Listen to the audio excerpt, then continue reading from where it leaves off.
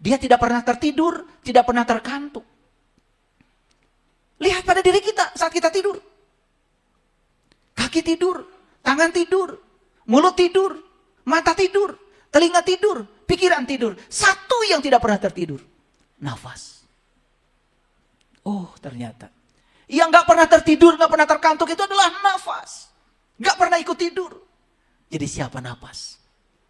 Oh, dari situ aja udah bertemu tuh sama jati diri kita. Kalau kita mau duduk sebentar, gak tamat ayat kursinya. Gak 10 kali membacanya. Begitu sadar, dia tidak pernah meninggalkan saya. Dia adalah sang hidup yang memberikan kehidupan kepada saya. Dia yang memenuhi segala kebutuhan saya. Rasa cemas hilang, rasa khawatir hilang, rasa takut hilang. Yang muncul adalah kedamaian bersama dia. Hilang tuh setan. Pimpinan-pimpinan pondok pesantren gitu. Kamu pengen apa? Pak Kiai, saya pengen doa pinter aja. Makanya saya dari kecil itu kumpulan doa pinternya banyak. Hafal sampai sekarang tuh. Allahu la ilaha illa huwal hayyul qayyum. Qaiman bil qisti dzalikumullahu fa anna tufakuna wal anna qur'ana suyirat bihil jibalu au qutiyat bihil ardu au kulimat. Balillahi amru jami'a. Hafal tuh sampai sekarang. Doa pinter. Dibacanya itu setelah sholat Isya sampai terdengar azan pertama subuh. Nggak boleh berhenti. Alhamdulillah saya nggak pinter-pinter, malah sakit saya. Ternyata salah memahami, dikira saya dibaca. Setelah saya besar baru sadar, oh isinya itu ternyata harus dipahami. Ketika dipahami, ambil saripatinya, gunakan untuk meniti ke dalam diri. Ternyata ya, ketika kita bisa mengambil intisarinya, saya ketemu langsung dengan dia yang maha pintar. Yang ada dalam diri saya adalah guru sejati saya. Itu yang akan mengajarkan kita pintar. Oh, dulu saya salah. Dibaca berulang-ulang dari sholat Isya sampai terdengar azan pertama itu subuh. Sakit saya. Gak pintar. Nah, dalam kehidupan kita ini, kebanyakan manusia bukan menghadirkan cahaya untuk mengusir kegelapan, tetapi dia berjuang mengusir kegelapan dengan kegelapan, bukan menghadirkan cahaya. Padahal menurut kata-kata bijak ini, cahaya tidak pernah berjuang keras mengusir kegelapan. Hanya dengan hadir saja kegelapan langsung lenyap. Saya adalah sumber cahaya. Saya tidak mau melawan kegelapan dengan kegelapan. Tidak perlu melawan yang seperti itu. Saya cuma berdoa, Allahumma di qaumi fa innahum la ya'lamun. Seperti yang dilontarkan Rasulullah ketika beliau dihujat pada saat itu. Yang beliau doakan cuma satu. Ya Allah, mereka melakukan itu kepadaku karena mereka tidak tahu. Karena mereka belum tahu. Tunjuki hidayah kepada mereka ya Allah. Agar mereka suatu saat menjadi orang yang sadar dan tahu. Semua orang yang tidak tahu, tetapi dia tidak tahu kalau dirinya tidak tahu, pasti akan merasa tahu. Merasa sok tahu. Lalu seolah-olah dirinya yang paling tahu. Padahal dia itu tidak tahu. Cuma dia tidak tahu kalau dirinya tidak tahu. Oke, sampai sini ngerti? Oke. Jadi orang yang hidup di dunia cahaya, salah satu cirinya, dia selalu mendekati sumber cahaya. Dan siapapun yang bergerak ke sumber cahaya akan diikuti oleh bayangan. Banyak dulu orang yang tidak percaya dengan teori ini. Bahkan banyak orang yang katanya sangat logik dalam hidupnya, ketika belajar dengan saya, awalnya tidak percaya. Tetapi setelah saya jelaskan seperti ini, dia mengatakan, ini melampaui logika. Itulah pentingnya belajar kesadaran. Ketika kita hidup dalam kesadaran, logik kita yang terbatas pun bisa kita lampaui. Itulah bahayanya kalau belajar kesadaran, jadi cerdas. Maka saya bilang, dengarkan kajian saya bahaya. Bahayanya jadi cerdas. Gak apa-apa gitu? Oke, sudah mengerti sampai di sini? Judulnya sudah terbayang? Oke, baik kita lanjut. Ada satu kata-kata bagus. Ya. Dari seseorang. Saya nggak berani nyebut namanya. Dan biasanya kata-kata begini itu melintasnya itu cepat. Ketika kita sedang berada di kesadaran penuh, lintasan-lintasan seperti ini itu muncul. Makanya jangan heran, orang-orang yang sudah mencapai kebijakan hidupnya, biasanya suka menelurkan kata-kata bijak. Jangan dikira loh, Untuk bisa menelurkan kata-kata bijak itu, kita harus mencapai kebijakan hidup dulu.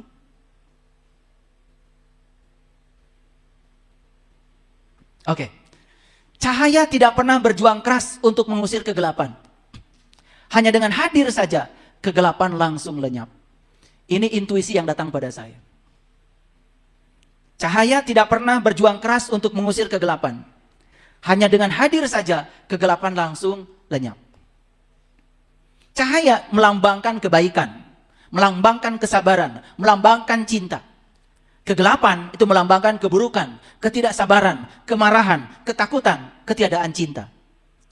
Jadi, Bapak Ibu, selama ini yang kita lakukan adalah melawan kegelapan, mengusir kegelapan, bukan menghadirkan cahaya. Itu yang sebabnya banyak manusia yang terus-menerus pindah dari kegelapan menuju kegelapan baru. Kenapa? Karena yang dia lakukan adalah mengusir kegelapan dengan kegelapan. Contoh sederhana. Kalau ada orang yang marah, Bapak Ibu kan marah juga. Betul? Kalau ada orang yang marah, Bapak Ibu marah juga. Itu namanya kegelapan diusir dengan kegelapan. Ada orang yang pelit, Bapak Ibu balas. Kalau dia pelit, saya juga akan lebih pelit. Sama nggak kira-kira gilanya? Sama nggak kira-kira gelapnya? Nah, dalam kehidupan kita ini, kebanyakan manusia bukan menghadirkan cahaya untuk mengusir kegelapan, tetapi dia berjuang mengusir kegelapan dengan kegelapan, bukan menghadirkan cahaya. Padahal, menurut kata-kata bijak ini, cahaya tidak pernah berjuang keras mengusir kegelapan. Hanya dengan hadir saja, kegelapan langsung lenyap. Coba Bapak Ibu. Ada orang yang sedang marah-marah, ya. Siapa saja dia itu. Kita hadir dengan penuh cinta kasih. Jika perlu, peluklah dia dengan penuh cinta kasih. Akan lenyap kemarahannya dalam sekejap. Betul? Pernah melakukan itu? Coba. Tidak perlu mengusir kegelapan supaya dia bercahaya. Cukup hadir saja sebagai sumber cahaya, kegelapan sirna. Tapi kalau Anda hadir sebagai sumber kegelapan baru, Anda sudah menambah kegelapan lama dengan kegelapan Anda. Yuk, sekarang kita lihat kebanyakan manusia di dunia ini. Hadir sebagai cahaya atau hadir sebagai kegelapan? Itu yang membuat dunia kita semakin gelap. Ya. Makanya saya tidak peduli. Ada orang yang menghujat saya, bilang saya menyebarkan aliran sesat, itu ini. Terima kasih. Saya adalah sumber cahaya. Saya tidak mau melawan kegelapan dengan kegelapan. Tidak perlu melawan yang seperti itu. Saya cuma berdoa, Allahumma di qaumi fa innahum la ya'lamun. Seperti yang dilontarkan Rasulullah ketika beliau dihujat pada saat itu. Yang beliau doakan cuma satu. Ya Allah, mereka melakukan itu kepadaku karena mereka tidak tahu. Karena mereka belum tahu. Tunjuki hidayah kepada mereka ya Allah. Agar mereka suatu saat menjadi orang yang sadar dan tahu. Semua orang yang tidak tahu. Tetapi dia tidak tahu kalau dirinya tidak tahu. Pasti akan merasa tahu. Merasa sok tahu. Lalu seolah-olah dirinya yang paling tahu. Padahal dia itu tidak tahu. Cuma dia tidak tahu kalau dirinya tidak tahu. Oke. Makanya jangan tergoda oleh penampilan luar. Karena apa? Realitas yang kita lihat di permukaan itu bukan realitas yang sebenarnya. Realitas yang sebenarnya jauh lebih kompleks daripada yang kita lihat di permukaan. Oke. Sudah mengerti kata-kata ini? Ulangi. Tidak perlu bekerja keras untuk melawan kegelapan. Cukup hadir sebagai sumber cahaya. Siap? Siap? Oke. Kalau di rumah ada sesuatu yang kegelapan, sudah Anda hadir sebagai sumber cahaya. Diam saja tapi hadir sebagai sumber cahaya. Jangan melawan kegelapan. Langsung kegelapan akan hilang. Setuju dengan saya? Oke. Sebetulnya ini kalau diekstrapolasi lebih jauh lagi, kata bijak ini akan sangat dalam. Tidak cukup 2 SKS. Saya praktekkan ini dalam dimensi kehidupan. Contoh sederhana saja. Ketika kita sedang menghadapi kesulitan, biasanya yang kita lakukan apa? Berfokus pada kesulitan itu. Betul? Contohlah, ketika ada orang yang sakit, dia berfokus pada sehat atau pada sakit? Dia pada sakit. Dia terus melawan rasa sakitnya, mengeluhkan rasa sakitnya. Coba sekarang, fokuskan pada sehat. Saya sudah sehat, saya sudah sehat, saya sudah sehat. Makanya sakit itu ternyata cuma ketiadaan sehat. Begitu perasaan sehat dihadirkan, sakit itu berangsur cepat sekali pulihnya. Silakan dipraktekkan. Nah, praktek dalam dimensi lain, dalam dimensi ekonomi dan lain-lain, bisa dipraktekkan. Kata-kata tadi itu luar biasa. Baik, sekarang kita masuk dulu pada kajian Al-Quran. Ini Quran Surat Al-Baqarah ya, ayat 255. Kelanjutan dari ayat kursi. Siapa yang hafal ayat kursi? Hafal semua, pasti dari kecil ya. Buat apa ayat kursi? Buat mengusir setan. Siapa setan? Jadi ayat kursi buat mengusir diri kamu sendiri ya. Itulah kegagalan kita memahami ayat. Dibaca, diulang-ulang, ya, ngikuti kebanyakan orang tanpa ada pertanyaan di sini, ya seperti itu. Kita jadi korban. Ya, korban dari kebodohan. Saya tidak akan membahas ayat kursi, tapi bagian mukanya saja ayat kursi. Allahu la ilaha illa. Allah tiada Tuhan selain Dia. Huwa al-hayyu. Dia yang maha hidup, al-qayyum, dan tegak berdiri sendiri. Begitu. Tahu kan artinya selama ini? Atau baru dengar barusan? Luar biasa kalian ini ya. Allahu la ilaha illa huwa al-hayyu al-qayyum. La ta'khuduhu sinnatu wala naum. Karena Dia berdiri tegak, Dia tidak pernah tertidur, tidak pernah terkantuk. Sebetulnya kalau kita sampai di situ saja, membacanya dengan kesadaran, timbul pertanyaan. Dia tidak pernah tertidur, tidak pernah terkantuk. Lihat pada diri kita saat kita tidur. Kaki tidur, tangan tidur, mulut tidur, mata tidur, telinga tidur, pikiran tidur. Satu yang tidak pernah tertidur, nafas. Oh, ternyata yang gak pernah tertidur, gak pernah terkantuk itu adalah nafas. Gak pernah ikut tidur. Jadi siapa nafas? Dari situ aja udah bertemu tuh sama jati diri kita. Kalau kita mau duduk sebentar, gak tamat ayat kursinya. Gak 10 kali membacanya. Begitu sadar, Dia tidak pernah meninggalkan saya. Dia adalah sang hidup yang memberikan kehidupan kepada saya. Dia yang memenuhi segala kebutuhan saya. Rasa cemas hilang, rasa khawatir hilang, rasa takut hilang. Yang muncul adalah kedamaian bersama Dia. Hilang tuh setan. Gitu cara mengusir setan. Kan kalian berpengalaman. Udah baca ayat kursi 3 kali, 10 kali. Itu setan malah tambah kencang. Betul? Bahkan pernah itu saya saksikan. Ada orang yang kesurupan. Nah kemudian, ini orang pinternya ini datang. Dibacakan ayat kursi, malah dia ngajarin ayat kursi. Coba. Itu ruh siapa itu yang sedang masuk ke tubuh itu? Mungkin saya dulunya kan guru ngaji, kali aja gitu. Cuman gak bisa pulang.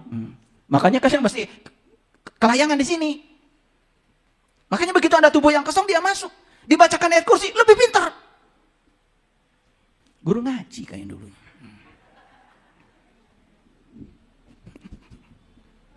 Maaf ya. Yuk kita lanjutkan. Ini Quran Surat Al-Baqarah ayat 257. Kalau ayat kursi itu 255 Bapak Ibu. Saya kasih tahu ya, yang belum hafal. Saya dulu juga pernah begitu. Saya dulu kalau ketemu ulama itu minta doa pinter aja. Makanya kalau dulu teman-temannya bapak saya datang ke rumah itu suka ditanya sama teman-teman bapak. Pimpinan-pimpinan pondok pesantren gitu. Kamu pengen apa? Pak Kiai, saya pengen doa pinter aja. Makanya saya dari kecil itu kumpulan doa pinternya banyak. Hafal sampai sekarang tuh. Allahu la ilaha illa huwal hayyul qayyum. Qaiman bil qisti dzalikumullahu fa anna tufakuna wal anna qur'ana suyirat bihil jibalu au qutiyat bihil ardu au kulimat. Balillahi amru jami'a. Hafal tuh sampai sekarang. Doa pinter. Dibacanya itu setelah sholat Isya sampai terdengar azan pertama subuh. Nggak boleh berhenti. Alhamdulillah saya nggak pinter-pinter, malah sakit saya. Ternyata salah memahami, dikira saya dibaca. Setelah saya besar baru sadar, oh isinya itu ternyata harus dipahami. Ketika dipahami, ambil saripatinya, gunakan untuk meniti ke dalam diri. Ternyata, ya, ketika kita bisa mengambil intisarinya, saya ketemu langsung dengan Dia yang maha pintar. Yang ada dalam diri saya adalah guru sejati saya. Itu yang akan mengajarkan kita pintar. Oh, dulu saya salah. Dibaca berulang-ulang dari sholat isya sampai terdengar azan pertama itu subuh. Sakit saya. Gak pintar. Ya. Oke, kita lanjutkan. Ya. Nah, ini Quran surat Al-Baqarah 257. Allahu waliyul ladzina amanu yukhrijuhum minadh dhulumati ilan nur. Allah pelindung orang-orang yang beriman. Dia mengeluarkan mereka dari kegelapan kepada cahaya. Oke. Yuk kita lihat. Bapak Ibu orang beriman? Kok diam? Kalau menurut ayat ini, orang beriman itu sudah pindah dari kegelapan menuju kepada cahaya. Menurut ayat ini.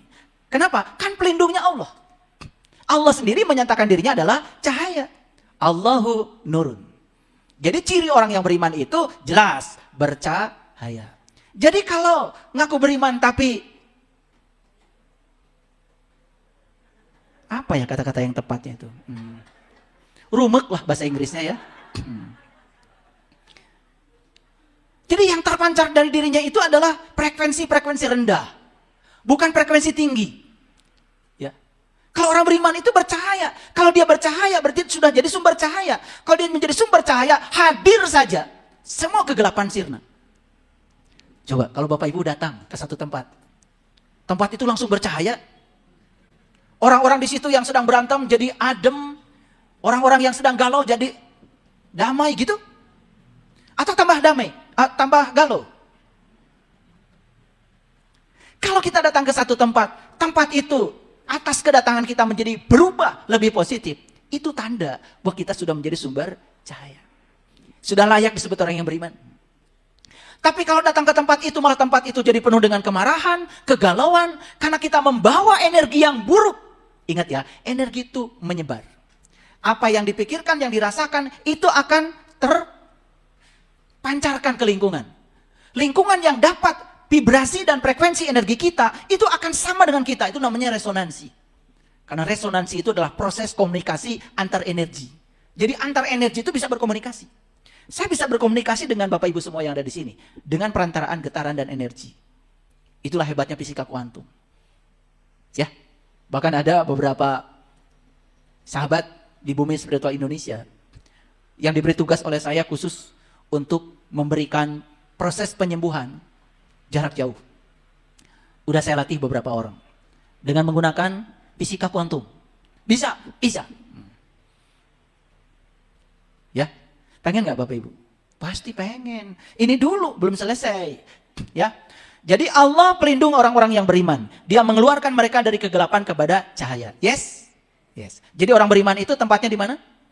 Di dunia cahaya, bukan di dunia kegelapan. Kalau sekarang kita masih tinggal di dunia kegelapan, itu tanda belum beriman. Yes? Oke. Lanjut ya. Wallazina kafaru awliya'uhumut tagut yukhrijuhum minan nur ila dhulumat.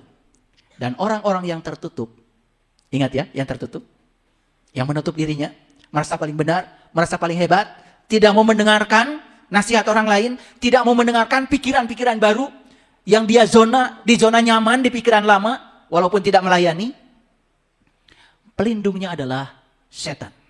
Siapapun yang tertutup, pelindungnya adalah setan. Sudah tahu ya, setan itu diri palsu. Setan itu ego. Setan itu ketika seseorang sedang tidak bisa melihat hakikat di balik yang dia lihat. Ingat ya, setan itu kan temannya iblis. Waktu Allah menyuruh sujud kepada malaikat, agar malaikat sujud pada Adam, kan saat itu malaikat langsung sujud pada Adam. Kenapa malaikat sujud pada Adam? Sederhana. Karena malaikat itu sudah tembus pandang. Yang dilihat, dia bukan Adam. Yang dilihat adalah yang dibalik Adam. Yang dia lihat adalah hakikatnya Adam. Iblis nggak mau sujud. Kenapa? Malah iblis itu berargumen. Bagaimana saya bisa sujud? Saya diciptakan dari api, sedangkan Adam diciptakan dari tanah. Itulah bodohnya iblis. Dia mengira api lebih mulia dari tanah. Padahal api dan tanah sama-sama mulianya. Betul nggak? Lihat semuanya. Tidak ada nasi kalau tidak ada tanah, tidak ada air, tidak ada udara, tidak ada api. Betul? Betul? Mereka itu disuruh berkolaborasi karena mereka setara. Maka saya menyebut 4 unsur itu sebagai daya sambung semesta.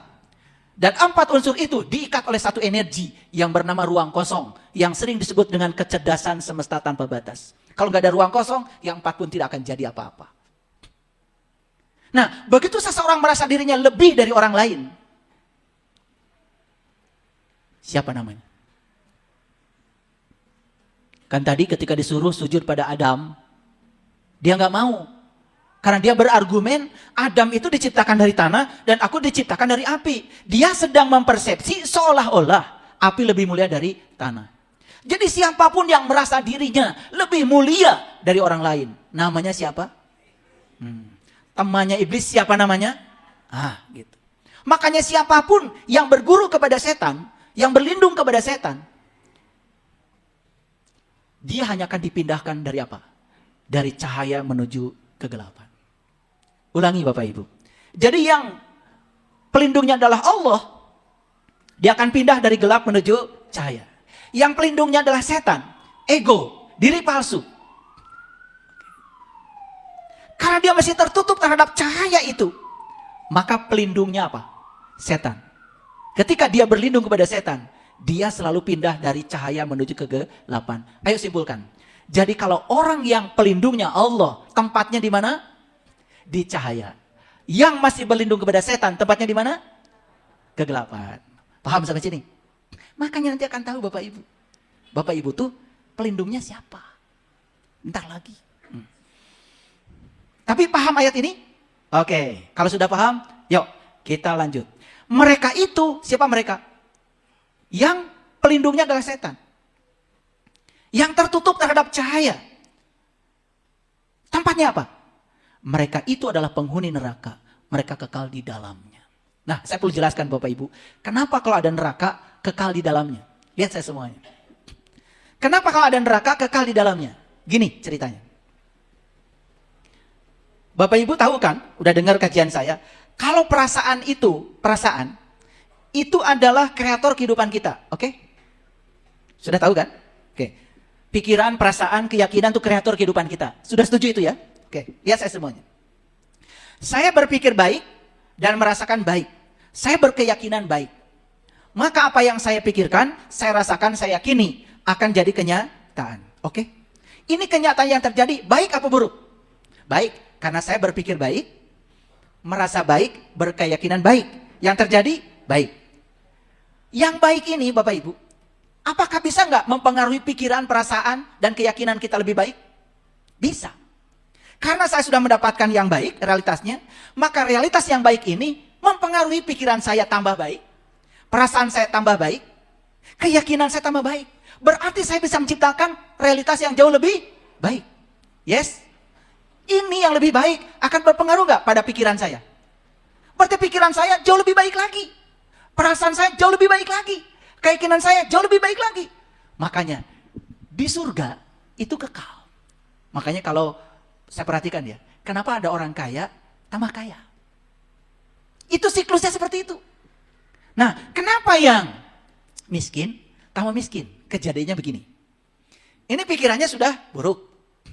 Perasaannya buruk. Keyakinannya buruk. Ingat ya, keyakinan itu kan sebetulnya apa yang dipikirkan diulang-ulang, kemudian dikasih energi sama perasaan. Itu namanya keyakinan. Sudah dengar kan kajian saya? Sudah dengar kan? Ya. Ini terpaksa saya ulang-ulang. Saya curiga sama kalian. Pikirannya buruk. Perasaannya buruk. Keyakinan buruk. Realitasnya buruk. Nah, begitu dia dapat realitas yang buruk, berpengaruh nggak kepada pikiran? Tambah buruk kan? Berpengaruh nggak pada perasaan? Tambah buruk kan? Berpengaruh nggak pada keyakinan? Tambah buruk kan? Nah, pikiran yang tambah buruk, perasaan tambah buruk, keyakinan tambah buruk, akan menghasilkan realitas lebih buruk lagi. Ini berpengaruh nggak? Berpengaruh lagi. Maka dia akan terjebak pada siklus keburukan yang terus-menerus. Sudah jatuh di timba tangga. Gimana caranya? Satu-satunya cara adalah mengubah dan menghentikan Pikiran buruk, perasaan buruk, dan keyakinan buruk itu. Nah, ini harus hadir di pelatihan saya. Gak cukup hanya mendengarkan kajian seperti ini. Jadi di saya itu ada seri hidup menakjubkan. Bapak Ibu harus hadir. Insya Allah tanggal 26 nih, 27 April ini. Ada khusus episode membangun surga dalam pernikahan. Kenapa saya membuat pelatihan ini? Karena saya tahu. Ya, tahu. Justru pernikahan itu malah jadi neraka baru. Makanya pelatihannya membangun surga dalam pernikahan. Silakan Bapak Ibu, ya, lihat pengumumannya di YouTube, ya. Kalau ingin pindah dari neraka ke surga, hadir. Di situ saya akan memberikan pelatihan langsung. Semua lengkap, termasuk dengan meditasinya. 26, 27 April ya. Ada iklan dulu lewat. Karena kalau nonton TV juga suka ada iklan lewat ya. Iya, itu. Ini marketing ya. Tapi ngerti ayat ini ya? Oke. Jadi kalau orang yang pelindungnya Allah, di mana tempat tinggalnya? Cahaya. Orang yang pelindungnya setan, di mana tempat tinggalnya? Kegelapan, alias neraka, kan gitu. Dan kalau dia sudah tinggal di situ, akan selamanya tinggal di situ. Kalau tidak mengubah pikiran, perasaan, dan keyakinannya. Yes? Oke. Cerdas. Berarti bisa dilanjutkan ya? Oke. Nah, ini Quran surat Al-Hadid, ayat 28.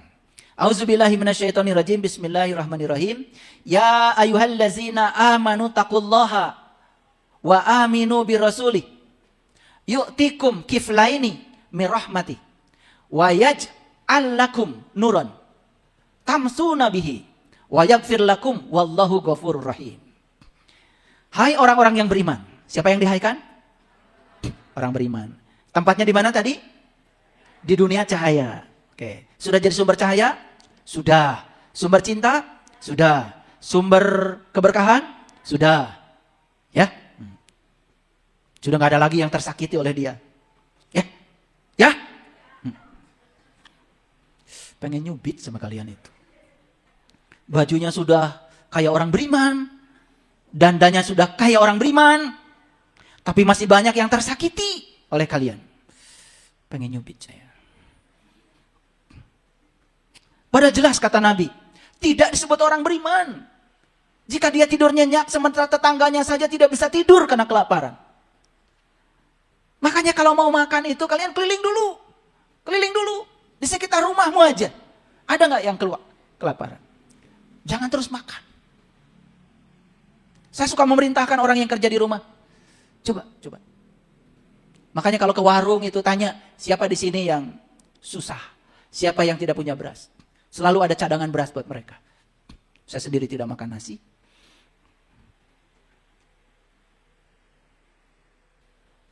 Hai orang-orang yang beriman, bertakwalah kepada Allah dan berimanlah kepada Rasul. Niscaya Allah akan memberikan rahmatnya kepadamu 2 bagian. Ingat ya, 2 bagian. 1, menjadikan bagi kamu cahaya.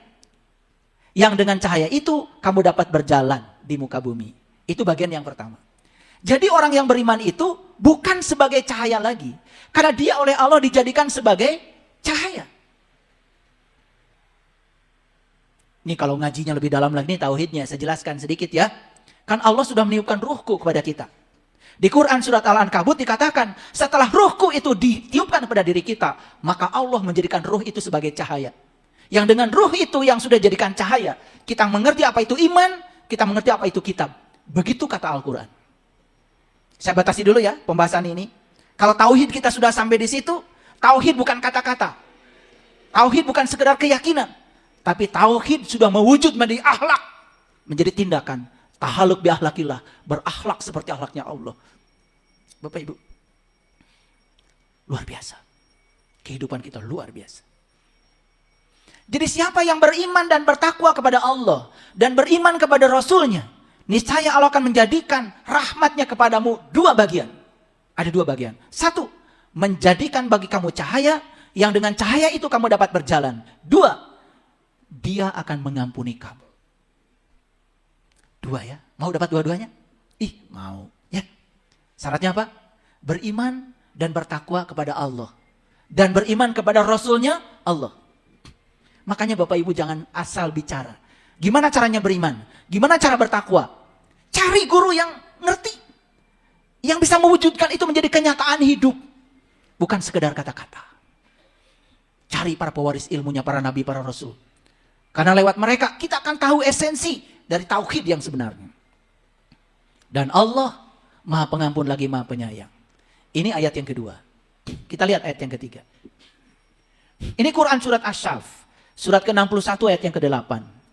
Mereka ingin memadamkan cahaya Allah dengan mulut mereka. Tetapi Allah justru menyempurnakan cahayanya. Walau orang-orang yang tertutup membencinya. Jadi ayat ini kalau saya simpulkan, kesimpulannya seperti ini.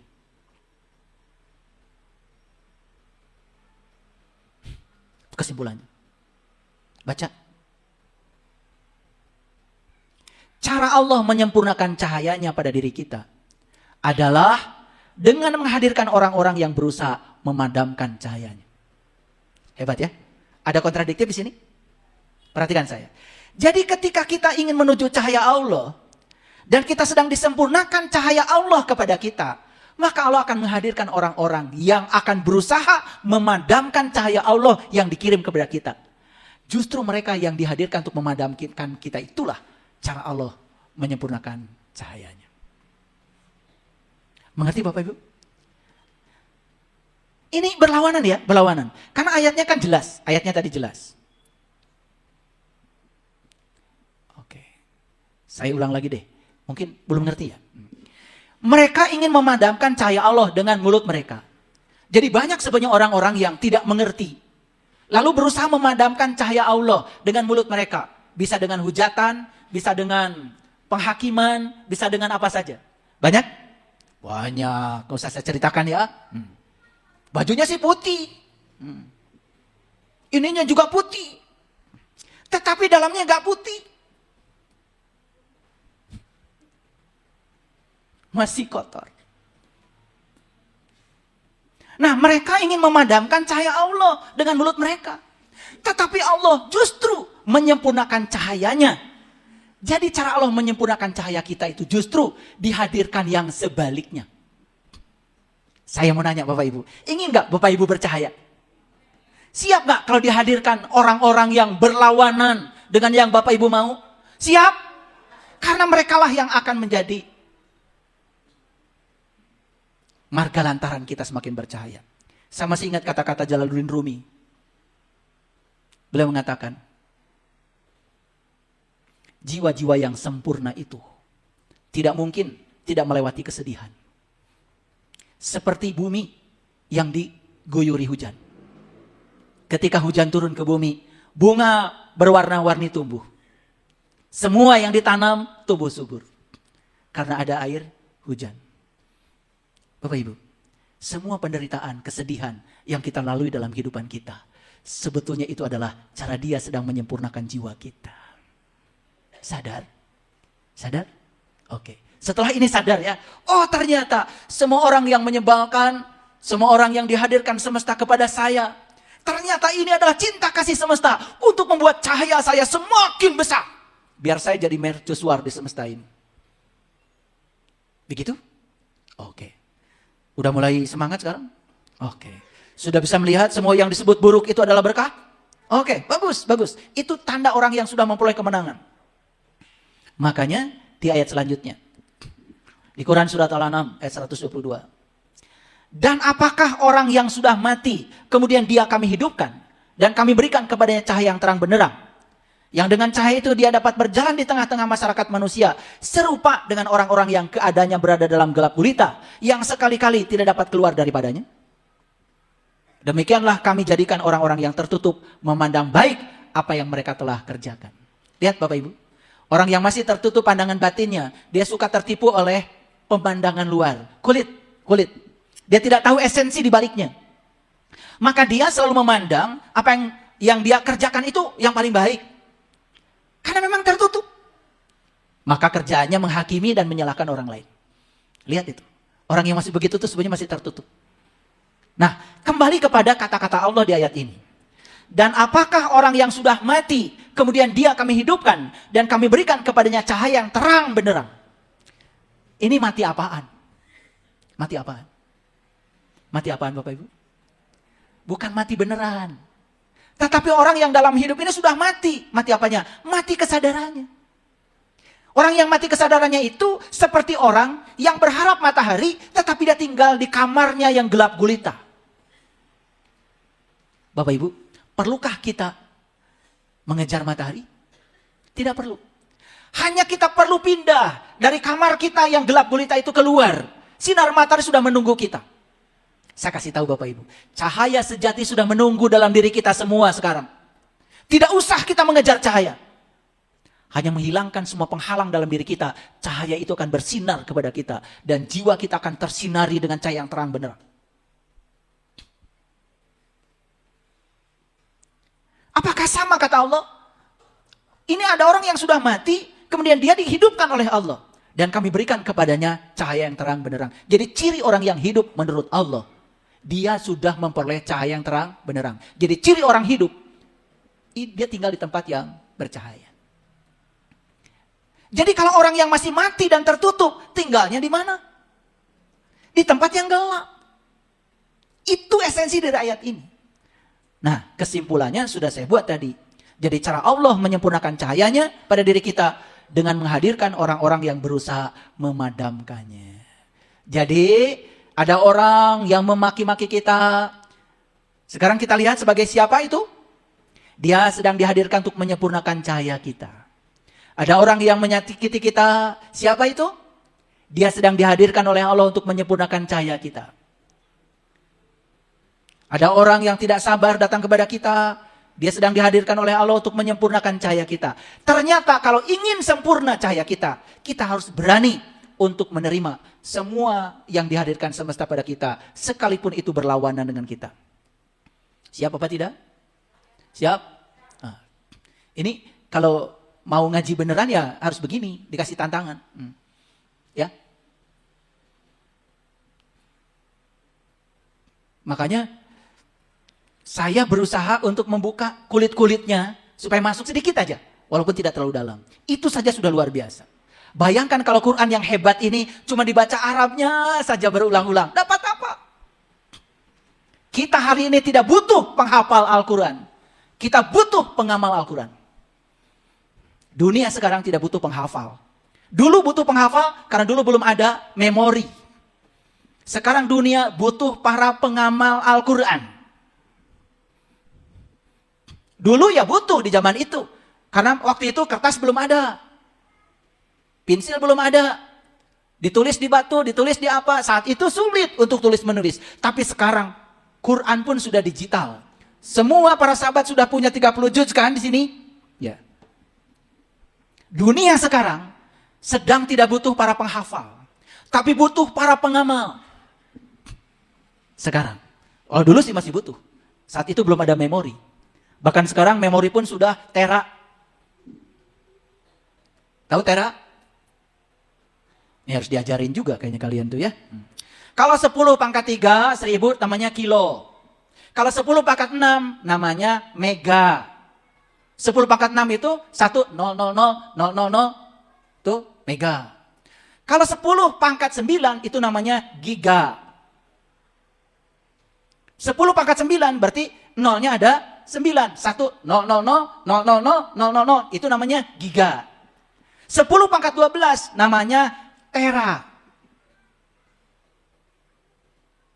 Nanti akan ada lagi 10 pangkat 15, 10 pangkat 18, akan ada lagi.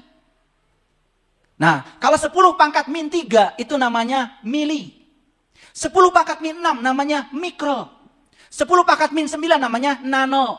10 pangkat min 12 namanya piko. 10 pangkat min 15 namanya femto. 10 pangkat min 18 namanya ato. Clear ya? Gitu. Kalian itu belajar apa? Saya juga nggak ngerti ya. Belajar agama enggak, belajar ilmu enggak. Kalau sok-sokan aja, merasa paling suci. Begitu saya ngomong begini, pendeta.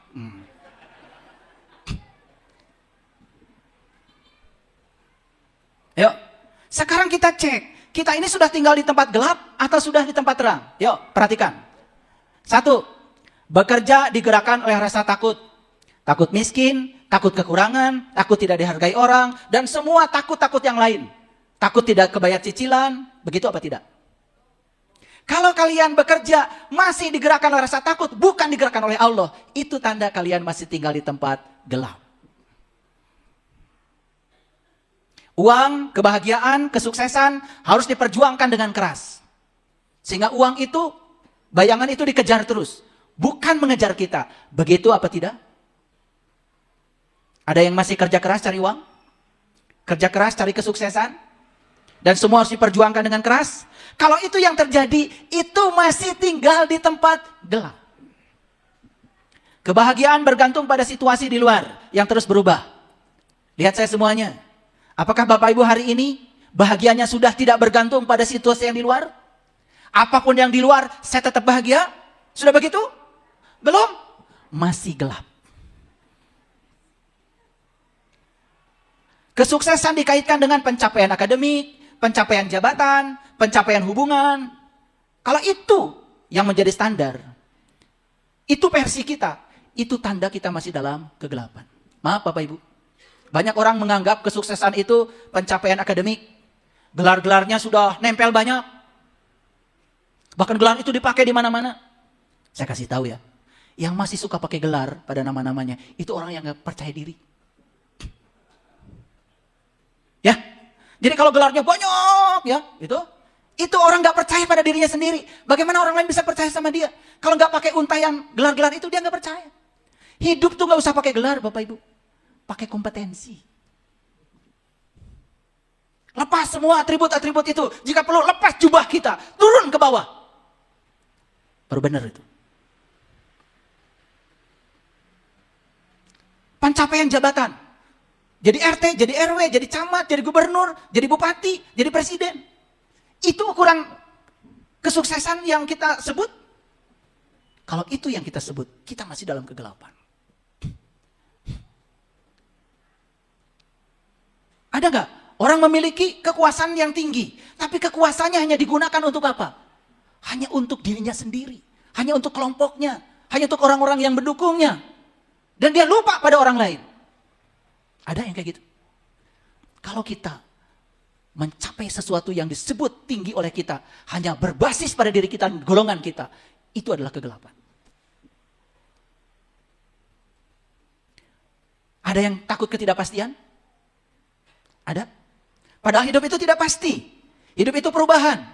Sehingga karena takut ketidakpastian, stres, cemas, marah. Apalagi ketika kehidupan tidak sesuai dengan yang diharapkan. Menolak semua kenyataan yang terjadi. Masih begitu?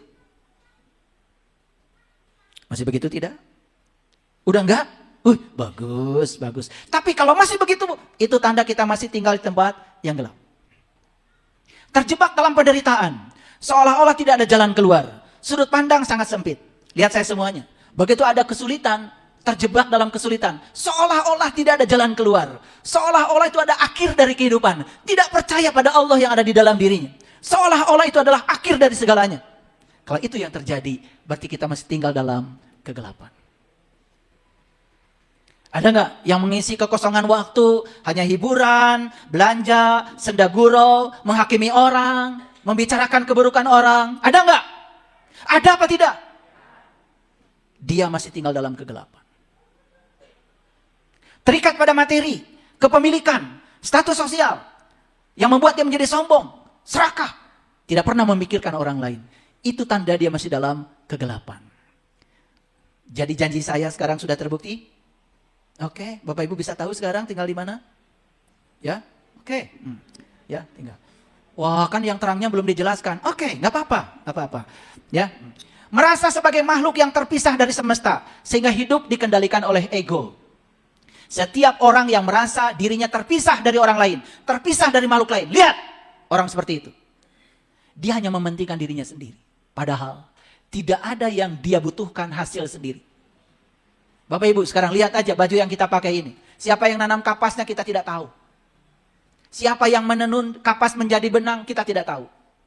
Siapa yang membuat benang menjadi kain kita tidak tahu. Siapa yang menciptakan mesin untuk mengubah benang menjadi kain kita tidak tahu. Siapa yang jahit pakaian kita tidak tahu. Adakah Bapak Ibu bisa hidup sendiri tanpa orang lain? Tidak. Kita semua terhubung.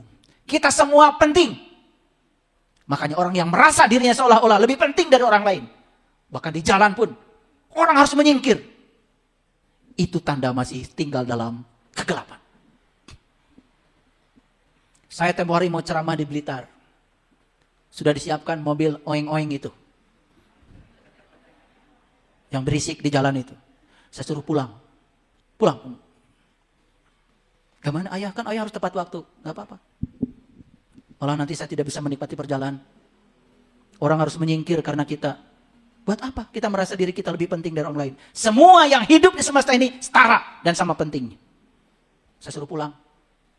Udah, saya mau pipis dulu. Mau pecel, makan pecel dulu. Pakai ngoeng-ngoeng, gak bisa. Jadi susah saya. Makanya, enak kalau hidup itu merasa tidak tahu apa-apa, jadi belajar terus. Merasa tidak punya apa-apa, lepas dari segala kepemilikan. Merasa tidak bisa apa-apa, tidak pernah meremehkan orang lain. Merasa bukan siapa-siapa, kita semua setara. Enak gak kalau gitu? Kita butuh yang seperti itu di negeri ini. Kita butuh pemimpin yang semacam itu, pemimpin yang melayani. Bukan pemimpin yang mementingkan dirinya sendiri dan golongannya. Itu kegelapan. Hidup dipenuhi oleh konflik, ketakutan dan keterpisahan. Kalau kita hidupnya banyak konflik, ketakutan, ya, bahkan kita merasa terpisah dari orang lain, merasa seolah-olah diri kita pun terpisah dari alam semesta. Kalau itu yang terjadi, itu kita masih dalam kegelapan. Hidup terus bersaing, berkompetisi. Senang sekali ketika mendapat yang diinginkan, sedih sekali ketika mendapatkan yang tidak diinginkan. Apalagi ketika kita kehilangan sesuatu yang kita sebut milik kita. Kalau kita masih seperti itu, kita masih dalam kegelapan. Bapak Ibu, tahu berkompetisi? Tahu bersaing? Bersaing itu kita selalu ingin lebih baik dari orang lain. Stop, tidak usah. Kita menjadi versi terbaik aja dari diri kita sendiri. Itu yang paling bagus hidup. Buat apa bersaing dengan tetangga? Buat apa membanding-bandingkan diri kita dengan orang lain? Gak ada artinya. Itu tanda kita masih hidup dalam kegelapan. Menolak gagasan tentang energi, menolak gagasan tentang frekuensi, menolak gagasan tentang vibrasi, menolak gagasan bahwa realitas yang terjadi itu semua dibentuk oleh pikiran, perasaan, dan keyakinan kita.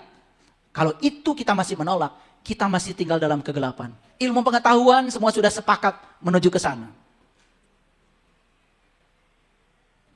Realitas itu adalah bukan pemberian semesta. Realitas itu hasil karya kita sendiri. Lihat saya semua, kata-kata saya. Kalau hari ini kita menyangka sakit pemberian dari Allah, miskin dari Allah, penderitaan dari Allah, tanda kita masih tinggal dalam tempat yang gelap. Kita tidak bertanggung jawab pada diri kita sendiri. Semua sakit karena kesalahan kita. Penderitaan karena kesalahan kita. Semua yang negatif bukan dari Allah. Tapi semua yang positif berasal dari kekuatan cinta. Itu semuanya dari Dia.